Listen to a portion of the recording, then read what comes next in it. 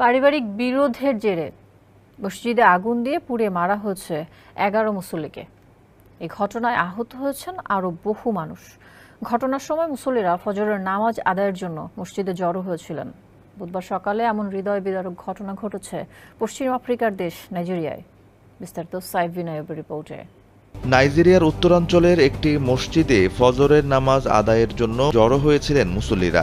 এ সময় এক ব্যক্তি মসজিদে পেট্রোল ছিটিয়ে আগুন লাগিয়ে দেয়। আগুন লাগানোর আগে মসজিদের দরজা বাইরে থেকে তালা লাগিয়ে বন্ধ করে দিয়েছিল ওই ব্যক্তি। এতে মসজিদের ভেতরে প্রায় 40 জন মুসল্লি আটকা পড়েন। পরে ওই আগুনে পুড়ে মারা যান 11 জন মুসল্লি। ব্রিটিশ সংবাদ মাধ্যম বিবিসি জানিয়েছে, উত্তরাধিকার তথা সম্পত্তি ভাগাভাগি নিয়ে পারিবারিক বিরোধের জেরে এই হামলার সূত্রপাত হয়েছে। এই ঘটনায় 38 বছর বয়সী সন্দেহভাজন একজনকে গ্রেপ্তার